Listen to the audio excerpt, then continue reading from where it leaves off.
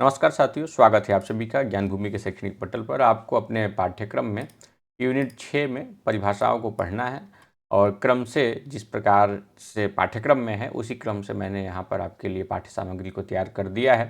तो सबसे पहले है संहिता संज्ञा और इसके लिए सूत्र है परासन्निकर्ष संहिता। कुछ पहले नोट्स से परिचित करा दूं। देखिए, आपके लिए दो प्रकार की सामग्री तैयार की गई। एक वह जिसमें एकदम मुख्य मुख्य बिंदु सम्मिलित हो, जिसको आपको प्रिंट करा लेना चाहिए, अपने टेबल पर रखना चाहिए, पढ़ना चाहिए।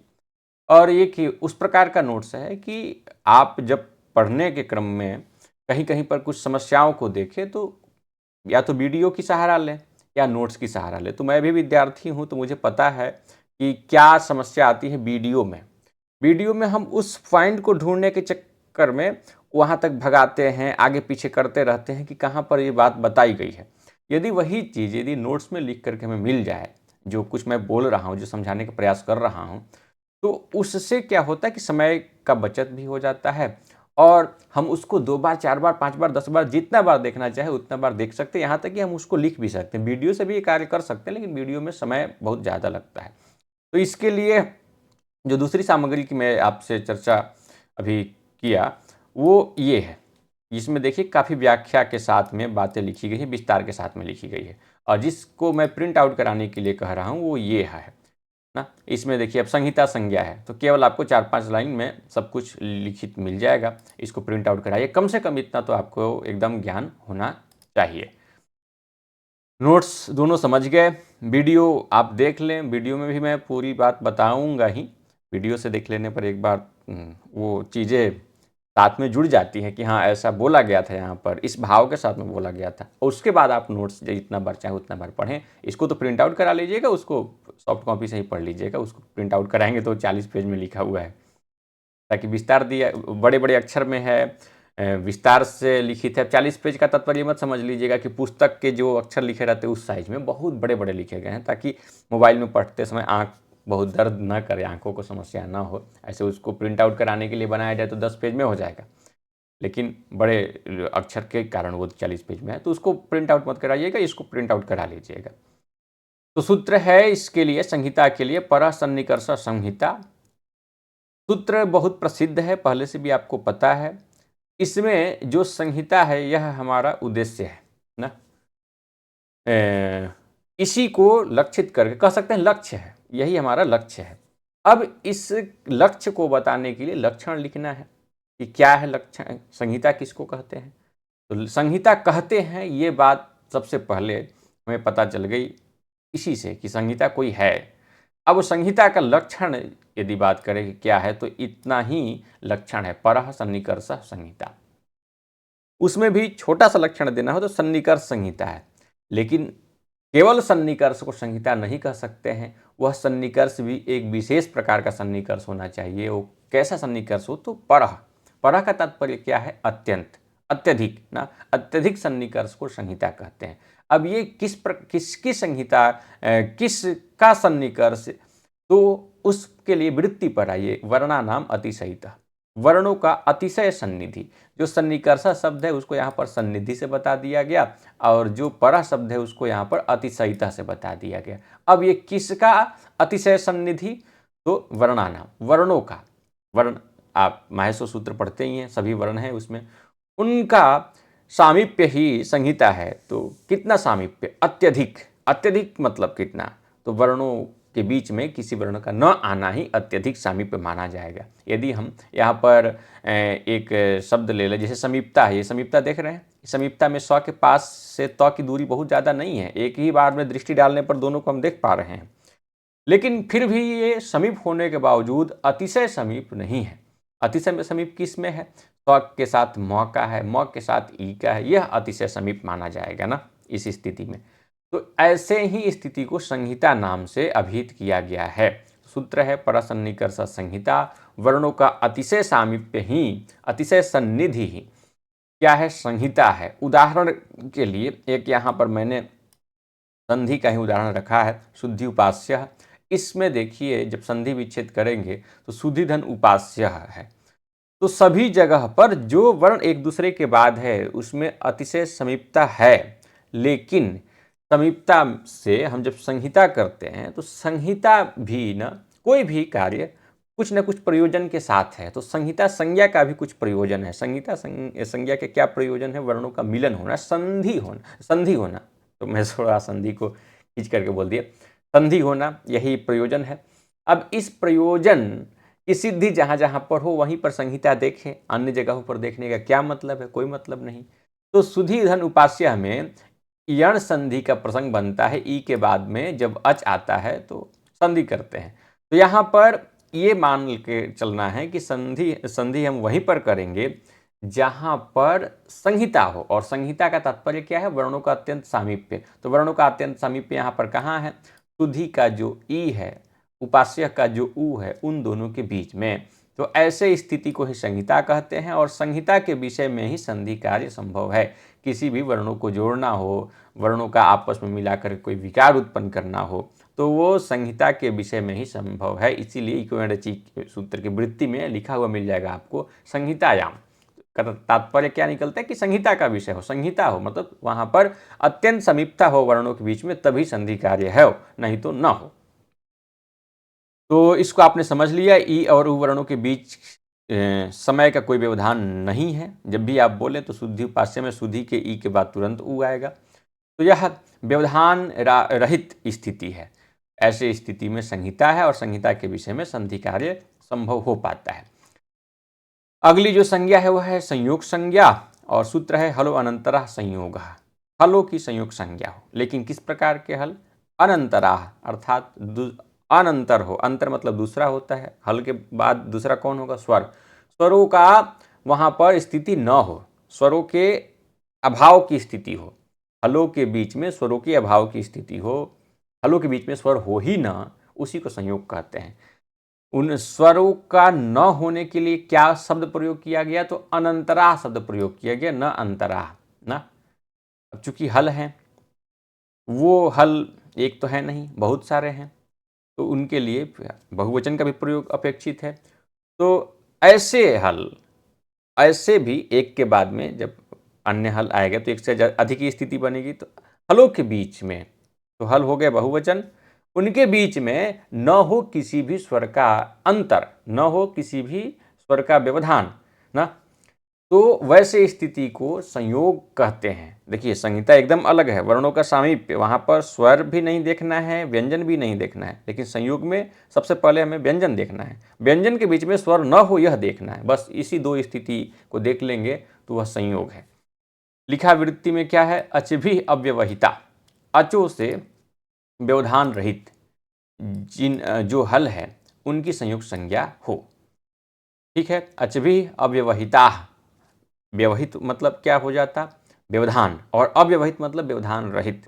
व्यवधान रहित अचो की, अचो से व्यवधान रहित, अचभी अव्यवहिता, अचो से व्यवधान रहित हलों की संयोग संज्ञा हो। स्वरों के व्यवधान से रहित व्यंजन की संयोग संज्ञा होती है। जैसे पुष्प शब्द है, इस पुष्प शब्द में देख लीजिए, पुष्प के बाद में पुष्प में जब प के बाद उ है तो वह स्वर है, तो प और स के बीच में संयुक्त संज्ञा नहीं है। लेकिन वही जो मूर्धन्य स है और जो प है, उस मूर्धन्य स के बाद प के स्थिति में कोई भी बीच में स्वर नहीं है, तो ऐसे स्थिति पर संयोग संज्ञा है।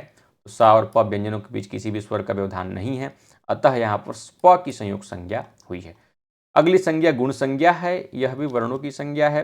तीन वर्ण ऐसे हैं जिनकी संज्ञा होती है गुण। वो कौन कौन तीन वर्ण हैं? तो एक तो सीधे यहाँ पर अत लिख करके बता दिया गया है कि हरस्व अ।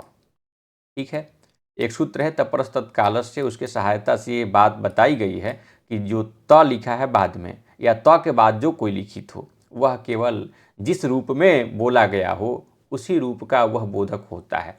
तो यहाँ पर अदेंग गुण में देखिए अ के बाद जो त लिखित है तो ये त हो गया बाद में, त अ के बाद में हो गया।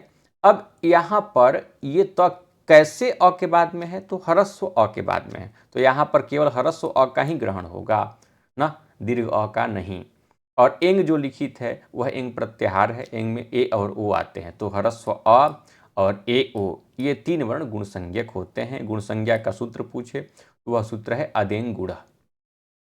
यहाँ पर उदाहरण में देख लीजिए गुण संज्ञा का प्रयोजन क्या है, गुण संज्ञक वर्णों का क्या प्रयोग होता है।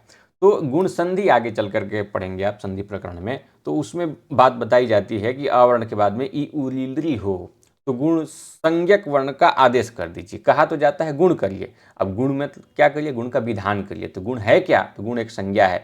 संज्ञा किसकी है, तो वर्णों की है। तो उन वर्णों का विधान करिए। वर्ण कौन कौन आते हैं, तो अ ए ओ आते हैं, ये 3 वर्ण आते हैं। तो गुण संधि के प्रसंग में जिन गुण का आदेश कहा जाएगा, यही 3 वर्णों में से एक वर्ण कोई जाएगा, स्थितियों को देखते हुए कि क्या जाए। तो यहाँ गुण संज्ञक वर्ण का आदेश होता है। हालांकि ये विषयेतर हो जाएगा, इसको मैं यहीं छोड़ता हूँ। ठीक है। अ और एंग का तात्पर्य है ए और ओ। यहाँ पर निष्कर्ष क्या है, अ और ए ओ ये 3 वर्ण गुण संज्ञक है। वृद्धि संज्ञा, वृद्धि भी वर्णों की संज्ञा है। ठीक है। वृद्धि संज्ञा वृद्धि राध्ययच सूत्र है। गुण संज्ञा का सूत्र पूछे तो अदेंग गुण कीजिएगा, आद गुण सूत्र नहीं, क्योंकि वो गुण संधि का विधायक सूत्र है, यहाँ विधान करने का सूत्र है। और ऐसे ही वृद्धि संज्ञा में वृद्धि राध्ययच और वृद्धि रेच 2 सूत्र मिलता है, जिसमें ऐच जुड़ा है ना, ऐच वो गुण संज्ञा वाला है, वृद्धि राध्ययच। यहाँ पर भी देखिए वृद्धि, ये बात बताई गई कि वृद्धि वृद्धि है क्या, कौन कौन वर्ण वृद्धि है, तो आत और ऐच। आत मतलब यदि आप आत लिखें तो आत इस तरह से लिखेंगे, इस आत में आ है तो बाद में है, तो जिस तरह से यहाँ आ लिखित है उसी के ग्रहण करेंगे, तो दीर्घ अलिखित है, मतलब आ लिखित है। आ और ऐच, ऐच एक प्रत्याहार है जिसमें ऐ और औ ये 2 वर्ण आते हैं, तो आत तथा ऐच वर्णों की वृद्धि संज्ञा होती है। ठीक है। और इन वृद्धि संज्ञक वर्णों का उपयोग क्या होगा, तो वृद्धि संधि के जहाँ विधान करेंगे उसमें ये आदेश किए जाएंगे।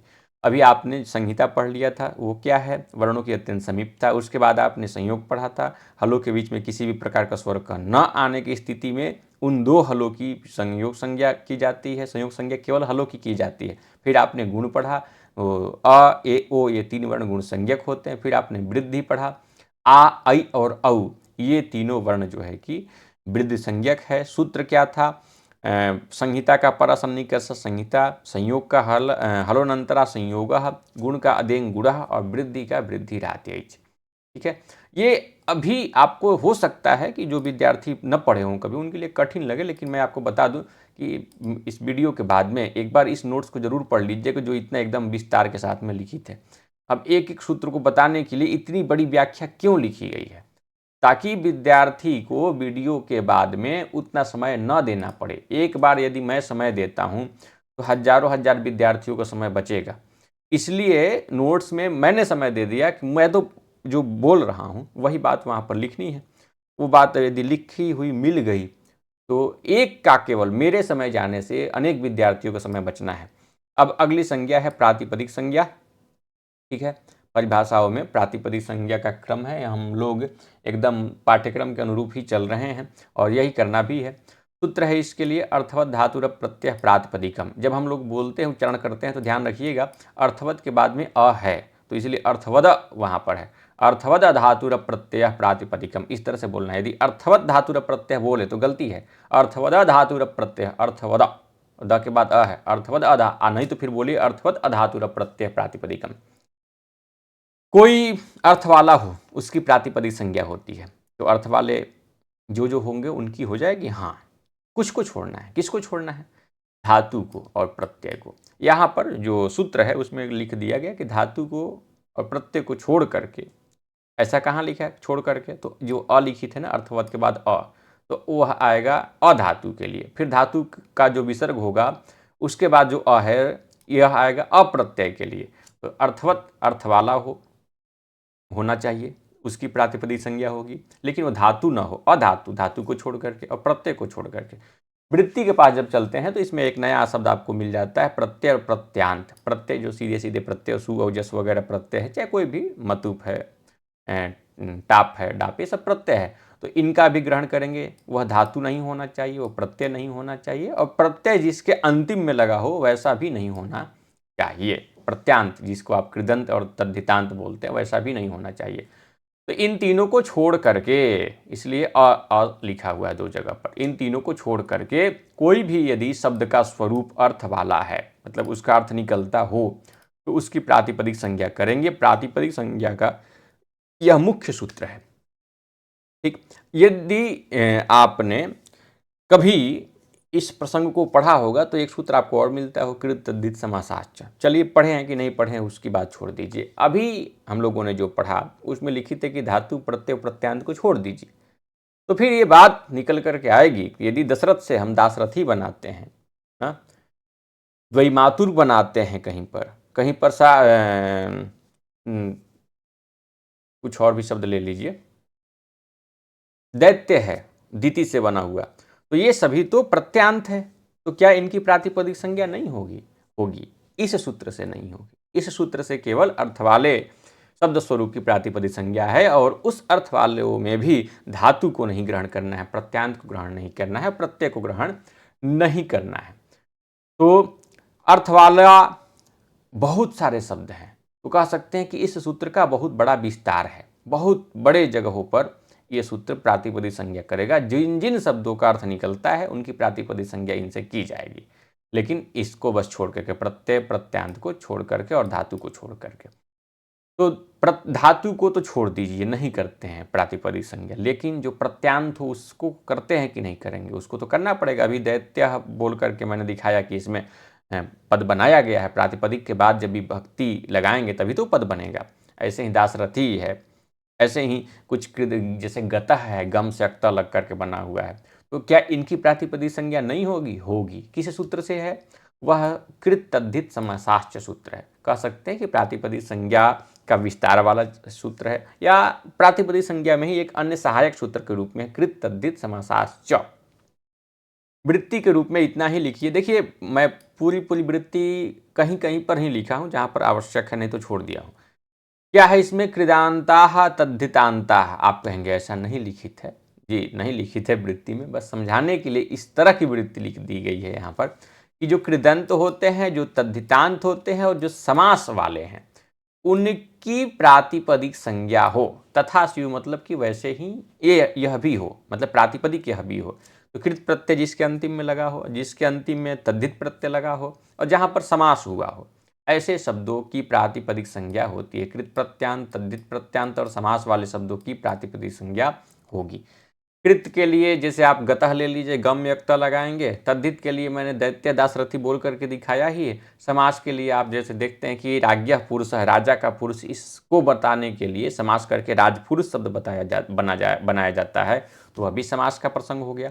तो ऐसे ऐसे स्थिति में इस सूत्र से प्रातिपदिक संज्ञा होगी। प्रातिपदिक संज्ञा होने के बाद क्या होता है कि उसको पद बनाने के लिए हम सुप लगा सकते हैं। अब बिना पद बनाए उसको वाक्य में प्रयोग नहीं कर सकते हैं। वाक्य प्रयोग करने के लिए सुप लगाना एकदम आवश्यक है, प्रातिपदिक संज्ञा भी आवश्यक है। तो कृत जिसके अंतिम में हो अर्थात कृदंत, तद्धित जिसके अंतिम में हो तद्धितांत, और जो समास वाला शब्द हो उसकी प्रातिपदिक संज्ञा इस सूत्र से करते हैं। तो प्रातिपदिक संज्ञा करने का दो सूत्र हुआ। पहला सूत्र है अर्थवत धातुर प्रत्यय प्रातिपदिकम, दूसरा सूत्र है कृत तद्धित समासाश्च। कोई भी अर्थ वाला मिल जाए, जैसे राम है, मोहन है, ये सभी अर्थ वाले हैं, तो इनकी प्रातिपदिक संज्ञा हम उससे कर देंगे। लेकिन जहाँ पर प्रत्यय लगा हो या जहाँ पर समास हुआ हो, वैसे जगहों पर प्रातिपदिक संज्ञा इसी सूत्र से करेंगे। अब अगला जो प्रसंग है वह है नदी का। मैंने आपको बताया ना कि जो नोट्स तैयार किए गए हैं वो इसीलिए विशेष रूप से विस्तार के साथ में तैयार किया गया है, दूसरा नोट्स की पूरी बात स्पष्टता के साथ में समझ में आ जाए। मैं चलता हूँ, आपको थोड़ा उसी से समझाता हूँ। नदी भी एक विशेष संज्ञा है। नदी संज्ञा विशेष में नदी नाम क्यों रखा गया, इस पर चिंतन करेंगे तो मेरे समझ से यही बात आती है कि नदियों का नाम जो है कि स्त्रीलिंग में ही होता है, और प्रायः देखा जाता है कि दीर्घ शब्द उसके अंतिम में दीर्घ ई जुड़ा रहता है, उ भी जुड़ा हुआ हो सकता है, तो शायद उसी अभिप्राय से नदी नाम दिया गया हो। उसका कोई मतलब नहीं है, उस पर चर्चा नहीं करेंगे कि नदी नाम क्यों पड़ा। हाँ, अब यहाँ पर हमें ये अवश्य समझना है कि इसके सूत्र कौन कौन से हैं, किन किन शब्दों की या वर्णों की नदी संज्ञा की जाती है। तो पढ़ने पर पता चलेगा कि शब्दों की जाती है कि वर्णों की जाती है। तो नदी संज्ञा का मुख्य सूत्र है युस्त्राख्यो नदी। उसके बाद में यहाँ पर कुछ और भी सूत्र है, मैं समझाने के दृष्टिकोण से आप यहाँ देख लीजिए ना, इतनी बात लिखी थे। इसके अतिरिक्त जो कुछ हैं उसको सीधे मैं पढ़ा भी देता हूँ आपको, और थोड़ा सा डिस्प्ले से अपना चेहरा हटा लेता हूँ ताकि पूरा का पूरा तथ्य आपको समझ में आ जाए, क्योंकि इसमें देखिए कुछ चीज़ें छिप जाएंगी। ठीक है, तो मैं ही अपने आप को छिपा लेता हूँ कि कोई चीज़ न छिपे। मुख्य सूत्र है युस्त्राख्यौ नदी, यही है ना। युस्त्राख्यौ नदी, अब इसको पढ़ते जाइए आप और समझते जाइए। वृत्ति है ईदुदन्तौ नित्य स्त्रीलिंगौ नदी संज्ञौस्तः। यहाँ पर जो यू लिखी थी ये यू हुआ कैसे? तो जब आप इसको ई को बाद में लिखित ऊ के साथ में जब जुड़ेंगे तो यू बनेगा, बनेगा ना, ई को यह हो जाएगा तो यू बनेगा। यही यहाँ पर यू लिखित है, अर्थात ई और ऊ, ई और ऊ स्त्रीलिंग में हो, स्त्राख्यो लिखा, स्त्री आख्यो लिखा, स्त्रीलिंग में ही हो ई और ऊ, इतने से काम नहीं चलेगा। वृत्ति पर आएंगे तो लिखेगा ईद उदंतौ, अर्थात इकार जिसके अंतिम में हो, उकार जिसके अंतिम में हो, और वो केवल स्त्रीलिंग के ही हो, ऐसे शब्दों की नदी संज्ञा की जाती है। सामान्य सी बात है, नदी संज्ञा की जाती है। नदी संज्ञा वो हो तो किसकी नदी संज्ञा हो? तो नदी संज्ञा वह ई जिसके अंतिम में हो, ऊ जिसके अंतिम में हो, ऐसे शब्द की नदी संज्ञा हो। तो वह शब्द यदि पुल्लिंग है तो कर सकते हैं क्या? नहीं, स्त्रीलिंग का होना एकदम आवश्यक है। यही बात इसमें बताई गई है कि स्त्रीलिंग का होना एकदम आवश्यक है। तो वृत्ति में लिख दिया गया नित्य स्त्रीलिंग हो, नित्य स्त्रीलिंग में ही हो, कभी शब्द पुल्लिंग में न बनता हो, ऐसे ही शब्दों को चयन करना है। अब नदी शब्द जो है कि सदैव जो नदी संज्ञा जो है कि वो सदैव नित्य स्त्रीलिंग शब्दों की ही की जाएगी। और पहला निमित्त तो यह है कि उसमें ई अंतिम में हो या उ अंतिम में हो, और दूसरा निमित्त यह है कि नित्य स्त्रीलिंग हो, स्त्रीलिंग का ही वह शब्द हो। ये दोनों निमित्त एकदम आवश्यक है, तभी पॉसिबल है नदी संज्ञा का हो पाना। वृत्ति का अर्थ है दीर्घ इकारांत उकारांत नित्य स्त्रीलिंग शब्दों की नदी संज्ञा होती है। यदि इसको व्याख्या में आप समझे तो और स्पष्ट हो जाएगा कि संस्कृत में शब्दों को उनके लिंग उन और अंतिम मात्रा के आधार पर अलग अलग समूहों में बांटा गया है। क्योंकि नियम जो बनते हैं ना, वो एक एक शब्दों को लेकर के नियम नहीं बनाए जा सकते हैं, तो कुछ कुछ शब्दों का वर्ग बना दिया गया है। जो अभी नदी हम संज्ञा पढ़ रहे हैं, तो नदी संज्ञा देने का क्या मतलब है? तो जब नियम हमें बताना होगा कि नदी संज्ञक वर्णों के साथ यह हो, तो जो जो नदी संज्ञक वर्णों नदी संज्ञा इस समूह में सम्मिलित होगा, जो जो नदी संज्ञक वर्ण होगा उसमें एक साथ अप्लाई हो जाएगा। और यदि इस तरह का समूह नहीं बनाते, संज्ञा नहीं करते, तो क्या होता? प्रत्येक शब्द के लिए फिर नियम बनाना पड़ता बार बार में। इसीलिए उनको समूह कर दिया गया है, वर्गीकृत कर दिया गया। तो नदी भी एक वर्ग है, यह नाम दे दिया गया, वर्ग का नाम है नदी। तो अलग अलग समूह में बांटा गया है। एक ऐसा विशेष समूह जिसे व्याकरण में नदी कहा जाता है। इस नदी समूह में शामिल होने के लिए शब्दों को दो शर्तें पूरी करनी होती है। जिस शर्त को मैंने बताया, क्या क्या शर्त है? वह शब्द हमेशा नित्य स्त्रीलिंग में होना चाहिए, और उस शब्द के बिल्कुल अंत में, एकदम अंतिम में बड़ी ई की मात्रा, जिसको आप दीर्घ ई भी कहते हैं, मतलब ई की मात्रा और ऊ की मात्रा हो। जब ये दोनों शर्तें पूरी करते हैं कोई भी शब्द, तो उनकी पहचान एक नदी समूह के रूप में हो जाती है, नदी संज्ञा उनकी दे दी जाती है। ठीक है, कर दे दी जाती है, ताकि रूप बनाते समय उन पर विशेष नियम लगाए जा सके। विशेष का मतलब क्या है कि जब हम उसको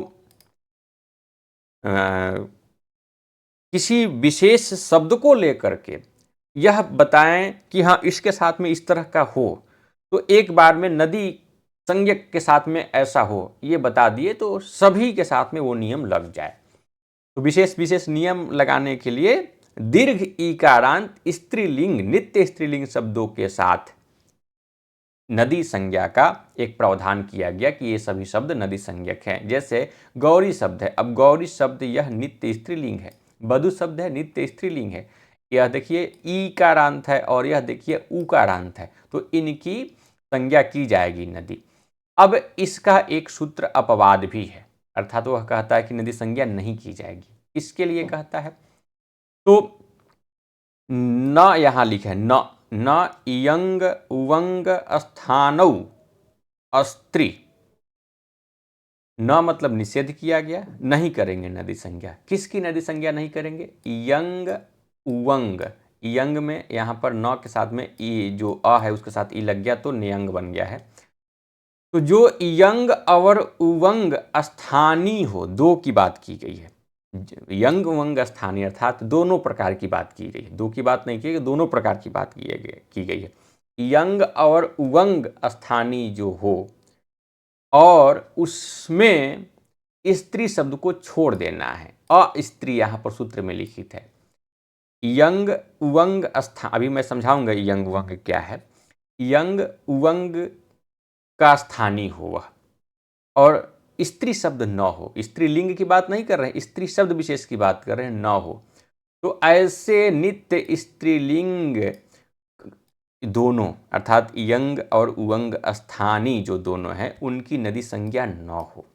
बात पूरी समझ में नहीं आई होगी। हमें समझना है कि क्या है ये यंग उवंग और किस तरह से इसको रोका गया। अभी आपको ये तो पता चल ही गया है नदी संज्ञा किसकी की जाती है। नदी संज्ञा जिसकी की जाती है वह शब्द आपको पता है कि वह स्त्रीलिंग होना चाहिए, वह नित्य स्त्रीलिंग होना चाहिए और दीर्घ इकार दीर्घ उकार होना चाहिए, और उसी को रोकना है। तो इस स्मरण को लेकर के चलिए कि हमें रोकना किसको है। तो जिसकी नदी संज्ञा की जाती है उसको रोकना है। तो उस प्रसंग में यह सूत्र है न्यंगु वंग स्थानु अस्त्री ना, न यहाँ निषेध है। अब इसको जल्दी से समझ लेते हैं, नहीं तो आप उब जाएंगे। देखिए, जिन स्त्रीलिंग शब्दों में यंग और वंग आदेश की प्राप्ति हो उनकी नदी संज्ञा नहीं होती है। कुछ ऐसे स्त्रीलिंग शब्द है जहां पर यंग और उवंग आदेश की प्राप्ति होती है। अब यंग उवंग समझना पड़ेगा, नहीं तो फिर आपको लगेगा कि अधूरा छूट गया। हालांकि काम नहीं है, उसका कोई मतलब नहीं है इस परिभाषा को पढ़ने के क्रम में, फिर भी आपको मैं सोचता हूँ कि बता दूँ तो ज़्यादा अच्छा रहेगा। एक बार इसको देख लीजिए, नदी संज्ञा में जो यंग और उवंग की चर्चा है वह क्या है। संस्कृत व्याकरण में यंग और उवंग दो प्रकार के आदेश होते हैं। ये होते किसको हैं? यंग, इसमें से अंग की इत संज्ञा होती है, अंग की इत संज्ञा है और लोप हो जाना है, केवल बचता है य, और ऐसे ही उवंग में बचेगा केवल व। अंग केवल यह बताने के लिए है कि यह बदलाव शब्द के बिल्कुल अंतिम अक्षर के जगह पर होगा। एक सूत्र है इंगिच जिसको आप पढ़ेंगे संधि के प्रसंग में कि अंग इत संज्ञक जो वर्ण होते हैं उनके वह यदि बनते हैं स्थानीय के रूप आदेश के रूप में, जो बदलाव का प्रसंग आता है जहां पर अंग की इत संज्ञा की गई हो, ठीक, तो वो अंतिम अक्षर के जगह पर ही जाकर के होंगे। जैसे आप शायद पढ़े होंगे, बनाते हैं आप गवेंद्र वगैरह बनाते हैं, गवाग्रम बनाते हैं, तो जो अवंग होता है उसमें भी अंगकार की इत संज्ञा हुई रहती है। तो देखते हैं कि ग के अंतिम जो ओ है उसके स्थान पर उसको किया जाता है अप्लाई। वैसे ही यह यंग उवंग भी है। तो आपको समझ में आ गया कि यह यंग और उवंग ये दो प्रकार के आदेश हैं, किए जाते हैं। आदेश किसी स्थानीय की जगह पर किए जाएंगे, अंगकार इत संज्ञक है इसलिए पता है कि अंतिम में किए जाएंगे। ये होता कब है? तो सामान्यतः यण संधि का नियम है कि ई के बाद कोई स्वर आता है तो ई को आधा य कह लीजिए, मैं समझाने के लिए लिखा, मतलब यह हल बना दिया जाता है और उ को व बना दिया जाता है। ऐसा बनाया जाता है जैसे नदी के नद्यऊ बना दिया जाता है, वधु को वध्वऊ बना दिया जाता है। लेकिन महर्षि पाणिनि ने एक विशेष सूत्र दिया, अचिष्णु धातु भ्रुआम यवो रियंगु वंगौ। यही सूत्र है जो विधान करता है। इसका क्या तात्पर्य है? कुछ विशेष शब्द जो मूल रूप से धातुओं से बने हो तो वह स्त्रीलिंग शब्द, लेकिन मूल रूप से वो यदि धातु से बने हो, जैसे श्री धी ह्री और भ्रू, धातुओं से बने शब्द और भ्रू शब्द के बाद यदि कोई स्वर आता है तो यण संधि वहाँ पर नहीं करते हैं। इसके बजाय हम क्या करते हैं, उस ई को जैसे श्री का ई है, धी का ई है, ह्री का ई है, इसके बाद यदि कोई स्वर आएगा तो यण संधि के नियम के तहत क्या होना चाहिए, यहाँ पर श्री के ई को य होना चाहिए था, लेकिन नहीं होता है। क्या हो जाता है, उसको य कर देते हैं, य। और यंग थोड़ा सा यहाँ पर टाइपिंग मिस्टेक है, ये कर लीजिए ना, यंग यहाँ अचिष्णु धातु, यंग वंग नहीं करना कोई ज़रूरत नहीं है, ये दीर्घ नहीं यंग है, ठीक है। यंग और उवंग कर देते हैं। जब ऊ का अंत रहे तो वहाँ पर हम कर देते हैं वो उवंग, जैसे भ्रू है। और यंग कब करेंगे, जब ई का अंत रहे।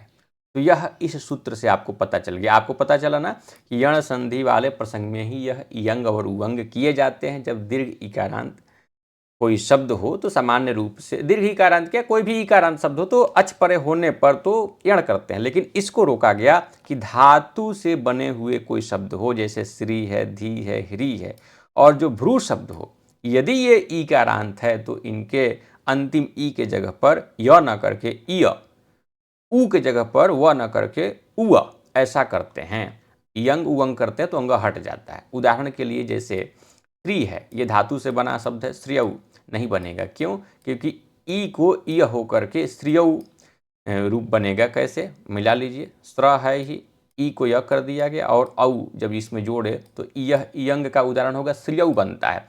और जब यह नियम नहीं रहता तो क्या बनता? श्रेयऊ बनता। स्र के ई को य कर देते, औ जोड़ देते, श्रेयऊ बन जाता। तो श्रेयऊ न बन करके क्या बनता है? श्रियऊ। यही है यंग और उवंग का कमाल। अब हम लोगों को यंग और उवंग समझ में आ गया। अब यदि इस सूत्र पर आते हैं जो यंग उवंग की बात करता है कि मत करिए नदी संज्ञा, तो आपको पूरी की पूरी बात समझ में आ जाएगी। तो जिन स्त्रीलिंग शब्दों में यंग और उवंग आदेश की प्राप्ति है उनकी नदी संज्ञा नहीं होती है। तो जैसे आपने देखा श्री, धी, भ्रू, ये सब आपने देखा, उनकी नदी संज्ञा को रोका गया है। लेकिन एक स्त्री शब्द है, यह स्त्री शब्द भी यंग स्थानी है। स्थानी का तात्पर्य है कि इसके स्थान पर भी यंग का आदेश है। यंग मतलब य, स्त्री में भी स्त्र के बाद में जो ई है उसके जगह पर इस तरह से यंग होगा, यंग का य बचेगा, यह ठीक है, यंग का यह बचेगा। अब इसमें हम लोग क्या करेंगे? इसको छोड़ करके और सब जगह नदी को रोकेंगे, लेकिन इसको नहीं रोकेंगे। स्त्री में नदी को नहीं रोकेंगे। यही इस सूत्र में बताया गया है। यह सूत्र पिछले मुख्य नियम का अपवाद है, निषेध कर रहा है।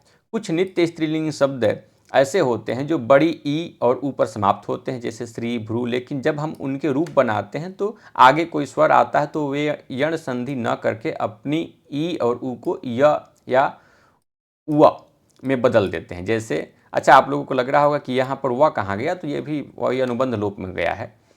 तो जैसे श्री, श्रियऊ, भ्रू, भ्रुवऊ, महर्षि पाणिनि जी कहते हैं कि जिन शब्दों में यंग उवंग वाला विशेष बदलाव आता है उनसे नदी वाली जो विशिष्ट पहचान है वो नहीं दी जाएगी, उनको छीन ली जाएगी। कब? जब वो यंग और उवंग का स्थानीय हो, अर्थात उनके स्थान पर यंग और उवंग का आदेश किया जा सके, तो इसी को रोका गया था। उदाहरण में जैसे श्री शब्द है, बड़ी ई पर समाप्ति है तो नदी संज्ञा होनी चाहिए थी, लेकिन स्वर परे होने पर इसके स्थान पर यंग आदेश आ जाता है, तो यंग इसके स्र के अंतिम, श्री के अंतिम ई पर किया जाता है। इसलिए इनके लिए नदी संज्ञा का विधान रोक दिया गया।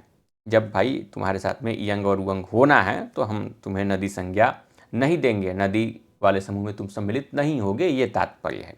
और जो दो सूत्र हैं, चूंकि इस प्रसंग में नदी में 4 सूत्र हैं। एक सूत्र आपने देखा युस्त्राख्यौ नदी, वो विशेष सूत्र, मतलब कह सकते हैं कि प्रमुख सूत्र है। उसके बाद उसी को रोकने के लिए नियंगु अंग स्थान व स्त्री वाला आपने देख लिया। उसके बाद 2 सूत्र और भी हैं जो नदी संज्ञा करते हैं। वह सूत्र यह है वामी। वा अमी लिखा है, वा मतलब विकल्प से, अमी। जब यंग और उवंग की बात आ गई है तो कुछ शब्द आपको पता चल ही गए हैं कि कौन कौन यंग और उवंग वाले होते हैं। वह अचिष्णु धातु भ्रुवम यौर यंगु अंगु में आपने देखा है, ये आपने देखा था ना, ये यहाँ पर अचिष्णु धातु भ्रुवम यौ रियंगु वंगौ, रियंगु वंगौ लिखा है जो, तो वंग का वहाँ पर ऊ जुड़ा हुआ है यंगु वाला के साथ में। तो उस प्रसंग में हम जान चुके हैं यंग और उवंग। वही तात्पर्य यहाँ पर भी लेके चलना है। जब यंग और उवंग स्थानीय कोई स्त्रीलिंग शब्द है, उसके बाद में यदि अम प्रत्याहार, अम प्रत्याहार नहीं ना, वामी, यहाँ आमी जो है यहाँ ठीक है,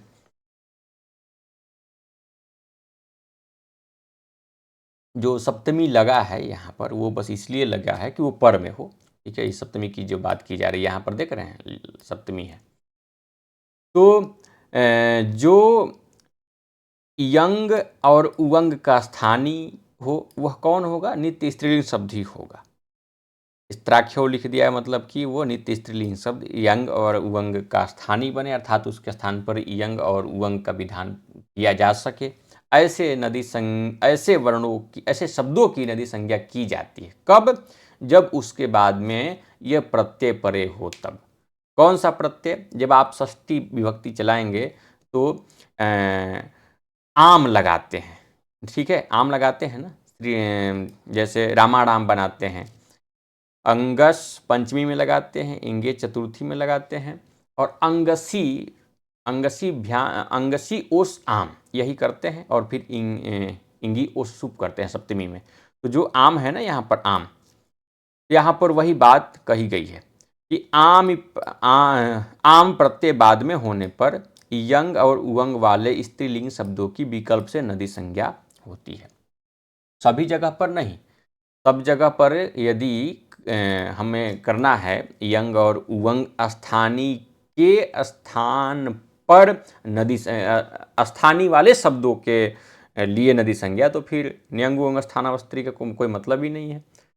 यहाँ पर उन शब्दों को छूट दे दिया गया जो यंग और उवंग का स्थानीय बने, लेकिन वो जब षष्ठी बहुवचन में जाएं तो वहाँ के लिए इनको छूट दे दिया गया कि यदि वहाँ पर आम है, बाद में आम प्रत्यय लग रहा है, तो रोकिए।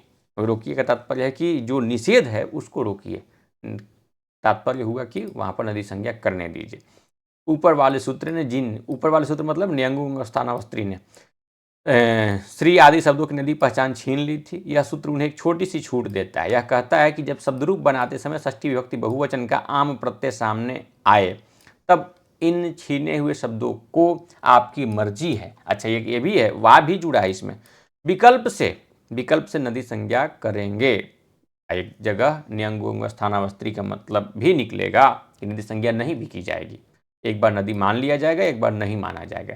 इसीलिए श्री के साथ में आप देखेंगे तो श्रीनाम बनता है। ये कब बनता है? जब नदी मान लेते हैं। तो स्त्रीयाम कब बनेगा? जब नदी नहीं मानेंगे। तो नदी नहीं मानेंगे तो यंग का यहाँ पर आपको य दिखाई देगा, य दिखाई दे रहा है।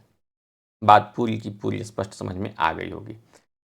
अब नदी संज्ञा के लिए एक और सूत्र है, इंगिति ह्रस्वश्च ईदुतौ का तात्पर्य है कि यहाँ पर ई ह्रस्व और उ ह्रस्व की बात की गई है। जब इनके बाद में इंगित प्रत्यय पर में हो, इंगित प्रत्यय कौन आता है? चतुर्थी का एक वचन, पंचमी का एक वचन, षष्ठी का एक वचन और सप्तमी का एक वचन। ये जब बाद में हो तो कोई शब्द ऐसा हो जो ह्रस्व हो, ह्रस्व ई वाला हो, ह्रस्व उ वाला हो। चलिए, दीर्घ ई दीर्घ उ की बात तो युष्ट्राख्य नदी से कर दिए थे। ह्रस्व ई ह्रस्व उ वाले की बात यदि करें तो कर सकते हैं, कोई दिक्कत नहीं है। यहाँ पर हम उसके लिए परमिशन देते हैं, हम मतलब कि ये सूत्र परमिशन देता है। क्या करना है इसमें?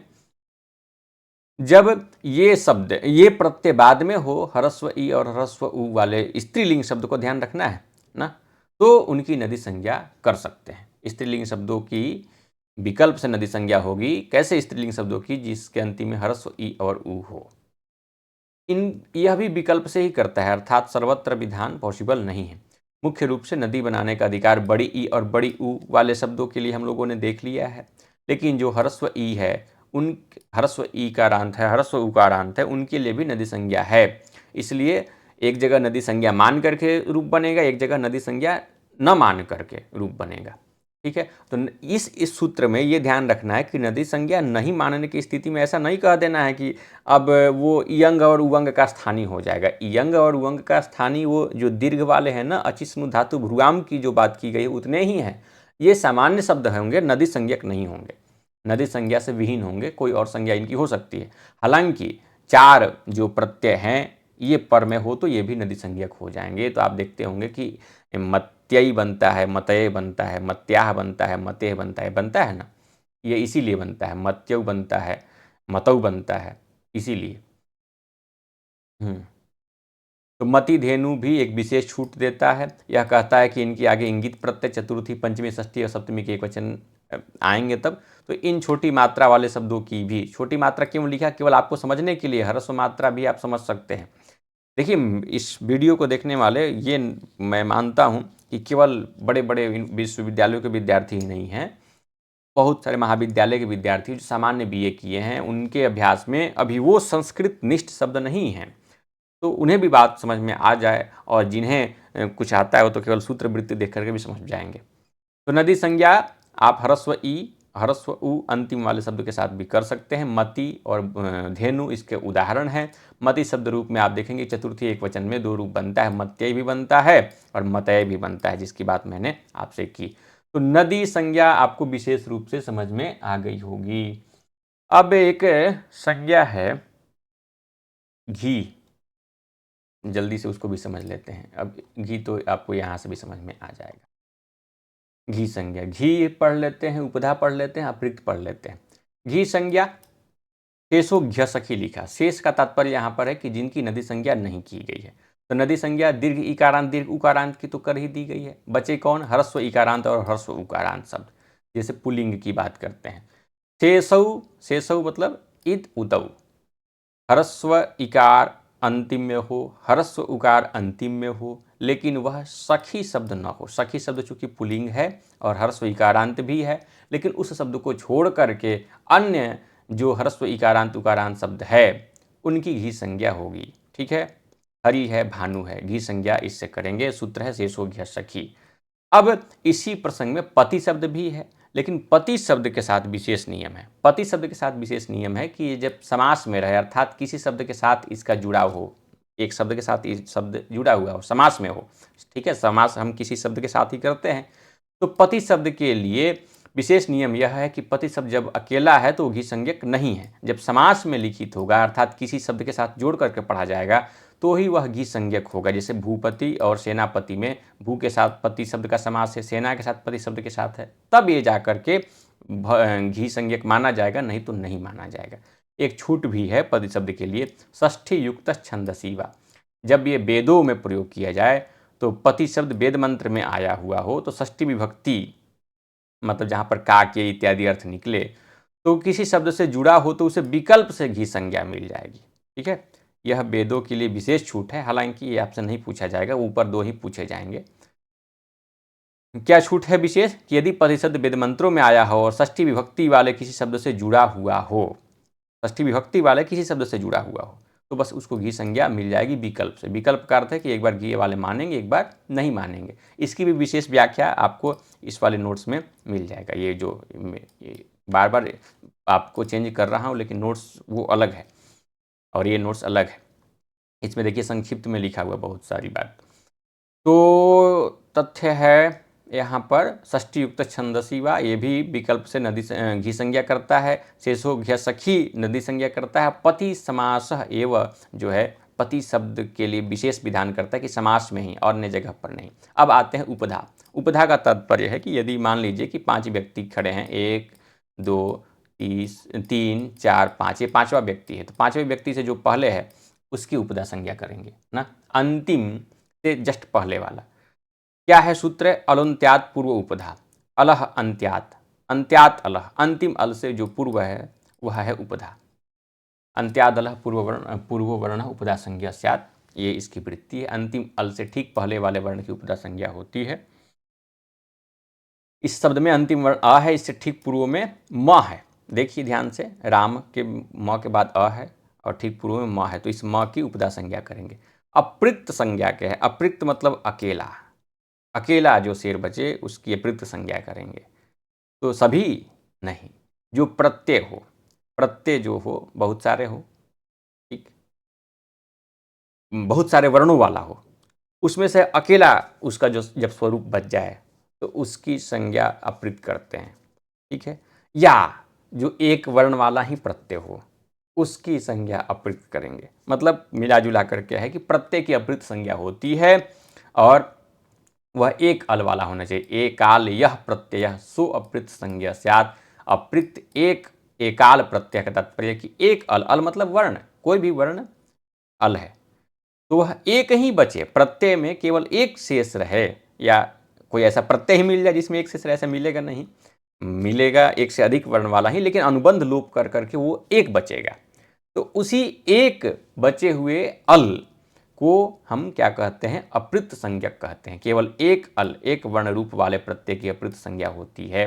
जैसे सुप्रत्यय में उ का अनुबंध लोप जब हो जाता है तो वह क्या बचता है, स ना, उस स की अप्रृत संज्ञा की जाती है। अब इतना ही, फिर अगले वीडियो में हम पूर्ण कर देंगे आपके इस परिभाषा चैप्टर को। धन्यवाद।